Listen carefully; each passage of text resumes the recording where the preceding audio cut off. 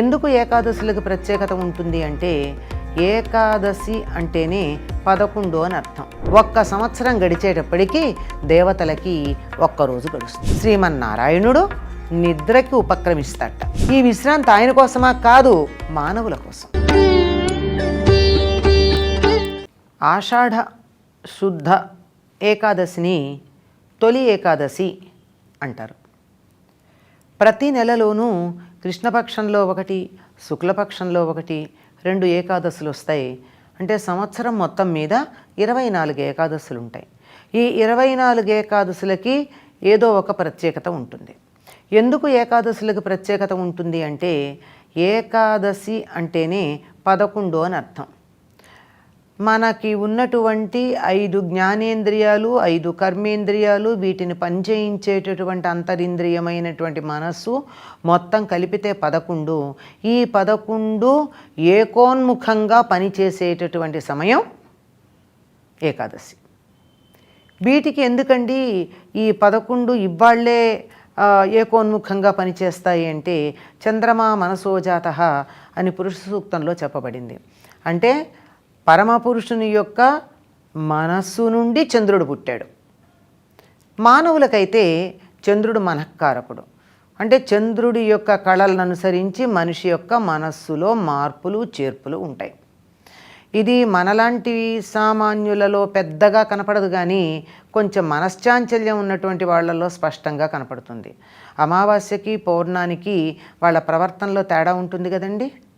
మనసు సరిగ్గా లేనటువంటి వారికి, మానసిక రోగులకి వాళ్ళు దాచుకోలేరు గనక బయటపడుతుంది. మనం దాచుకుంటాం గనక బయటపడదు, కానీ దాని ప్రభావం మాత్రం ఉంటుంది. చంద్ర కళలను అనుసరించి మనసు ఉంటుంది గనక ఈ మనసు 11 అంటే తన అధీనంలో ఉన్న 10 ఇంద్రియాలని ఒకే వైపు పని చేసేటట్టుగా చేయించడానికి అనుకూలమైనటువంటి కాలంగా ఏకాదశిని చెప్తారు. ఈనాడు ఎలా ఉంటుందిట అంటే, సూర్యుడు, చంద్రుడు, భూమి లంబకోణంలో ఉంటారట. అంటే సరిగ్గా ఇలా నిఠారుగా ఊర్ధ్వముఖంగా జీవుడిలా పైకి వెళ్ళడానికి అనుకూలంగా ఉండేటటువంటి కాలం ఏకాదశి. కనుక ఈనాడు చేసేటటువంటి సాధన ఏదైనా చాలా చక్కగా ఫలితం ఇస్తుంది. అంటే ఈనాడు చేస్తే ఫలితం ఇస్తుందని ఎట్లా చెప్తున్నారండి అంటే, ఏదైనా చెరగాలనుకోండి, గాలి వాలుకు నిలబడి గనక చెరిగినట్టయితే ఆ పొట్టు అటు పక్కకి వెళ్ళిపోతుంది. ఎదురు నిలబడి గనక చెరిగినట్టయితే మన మొహాన పడుతుంది. ఎక్కువ ప్రయత్నం చేయాలి.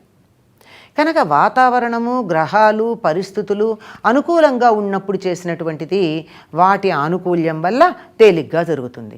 అంటే ప్రవాహానికి అనుకూలంగా మనం ఈదుకుంటూ వెడితే తేలిగ్గా వెడతాం, ఎదురు ఈదుతుంటే ఎక్కువ కష్టపడాల్సి ఉంటుంది.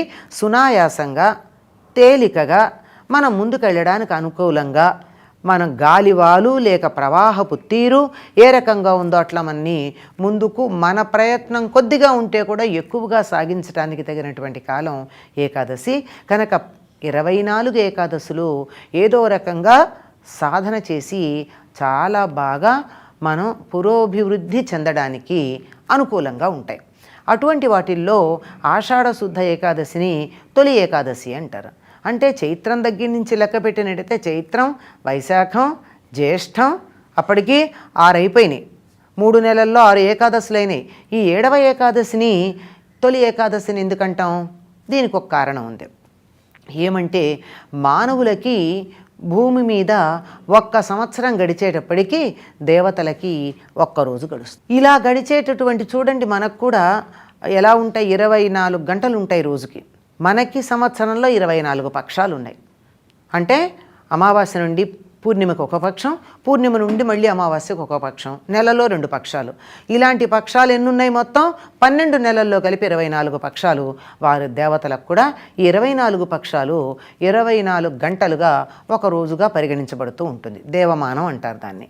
అలా ఉండేటటువంటి దీనిలో వారికి రాత్రి మొదలయ్యేటటువంటి కాలం ఇది ఆషాఢ శుద్ధ ఏకాదశి. ఈ రోజున శ్రీ మహావిష్ణువు కాలస్వరూపుడుగా మనం భావించుకుంటూ ఉన్నటువంటి శ్రీమన్నారాయణుడు నిద్రకి ఉపక్రమిస్తాట. నిద్ర ఎంతసేపు పోతామండి? పగలు 12 గంటలు రాత్రి 12 గంటలు ఉంది అంటే 12 గంటలు నిద్రపోం కదా. సంధ్యా సమయం ఉంటుంది, మళ్ళీ ఉషక్కాలం ఉంటుంది.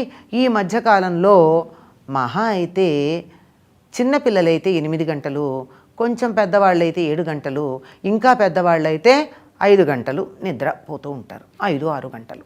ఆ విధంగా కనుక మనం లెక్క చూసుకున్నట్టయితే ఇక్కడి నుంచి మొదలుపెట్టి శ్రీ మహావిష్ణువు నిద్రకి ఉపక్రమించేటటువంటి రోజుగా ఈ తొలి ఏకాదశిని చెప్తారు. ఇక్కడి నుంచి సన్యాసులు మొదలైనటువంటి వారు 4 నెలల పాటు చాతుర్మాస్య దీక్ష అన్నదాన్ని స్వీకరిస్తారు. చాతుర్మాస్యం అంటే 4 నెలలతో కూడుకున్నటువంటిది.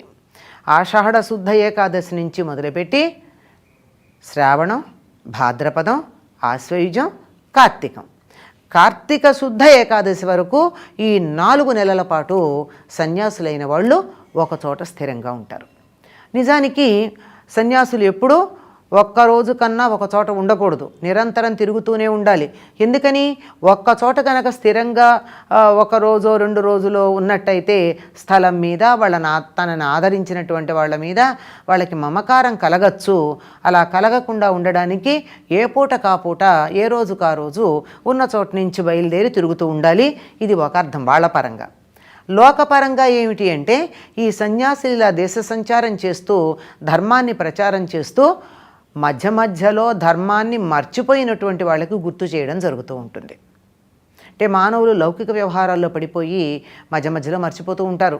తాము ధర్మాచరణ చేయాలని, ధర్మ మార్గంలోనే ఉండాలని, ఇట్లాంటివి. అందుకని వీళ్ళని చూడగానే వాళ్ళకి అది గుర్తొస్తుంది.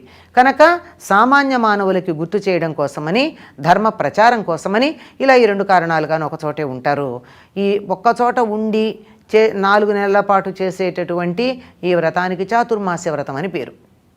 ఈ చాతుర్మాస్యంలో ఎందుకు ఒకచోటే కదలకుండా ఉంటారు అంటే శ్రీమన్నారాయణుడు యోగ నిద్రాముద్రితుడై ఉంటాడు. ఆయనకి నిద్ర ఏమిటండి? నిర్నిద్ర మూర్తి అని కదా ఆయన గురించి చెప్తాను. నిద్ర అన్నది లేదు. ఆయనే నిద్రపోతే లోకమంతా ప్రళయంలో మునిగిపోతుంది. అలాంటిది మరి ఆయన నిద్రపోతున్నాడంటే అర్థం ఏమిటి? యోగ నిద్రని అభినయిస్తూ ఉన్నాడు. కొంతకాలం పాటు ఎప్పుడూ పనిచేయడమేనా? మార్పు ఉండాలి కదా, విసుగొస్తుంది కదా. మనకు కూడా చాలా పనులుంటే ఏం చేస్తాం? ఒక పని చేసి అది విసుగురాంగానే ఇంకో పని చేసి అది విసుగురాంగానే ఇంకో పని చేస్తాం. ఈ రకంగా పని మార్పు ఎప్పుడూ కూడా విశ్రాంతినిస్తుంది. ఈ విశ్రాంతి ఆయన కోసమా? కాదు, మానవుల కోసం. మీరు ఎప్పుడూ ఒకే రకమైన సాధన చేస్తూ ఉంటారు, మీకు విసుగు కలగచ్చు.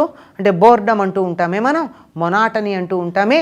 ఆ విధంగా లేకుండా ఉండడానికి మార్పు కోసమని చెప్పి ఆయన యోగ నిద్ర చెంది విస్తృతంగా మిగిలినటువంటివేవి చేయడం కాదు, పూర్తిగా భగవద్ధ్యానంతోనూ పూజాధికాలతోనూ సమయాన్ని వినియోగించుకోండి అని చెప్పటానికి మొదలైనటువంటి రోజు, మొదలుపెట్టేటటువంటి రోజు ఈ ఏకాదశి. అందుకని ఏకాదశి వ్రతం చేసేటటువంటి వారికి లెక్క పెట్టుకోవడంలో మొదటిది కనుక దీన్ని తొలి ఏకాదశి అనేటటువంటి పేరుతో పిలవడం జరుగుతూ ఉంటుంది. ఇది తులా సంక్రమణానికి కాస్త అటు ఇటుగా కూడా ఉండడం వల్ల ఆ పదం కూడా దీనికి వర్తిస్తుంది అని కొంతమంది చెప్పేటటువంటి మాట. ఇది చాతుర్మాస్యానికి ప్రథమం. ఈ రోజు నుంచి తప్పనిసరిగా గృహస్థులు కూడా కొన్ని నియమాలు పాటిస్తూ ఉంటారు సన్యాసులతో పాటుగా. సన్యాసులైతే మరీ నియమాలు పాటించవలసి ఉంది. గృహస్థులకు కొద్ది స్వల్పమైనటువంటి నియమాలు ఉన్నాయి. ఈ చాతుర్మాస్యం గనక నిర్వర్తించినట్టయితే సంవత్సరమంతా కూడా నియమనిష్టలతో గడిపినటువంటి ఫలితం లభ్యమవుతుంది అని పెద్దలు చెప్పేటటువంటి మాట. స్వస్తి.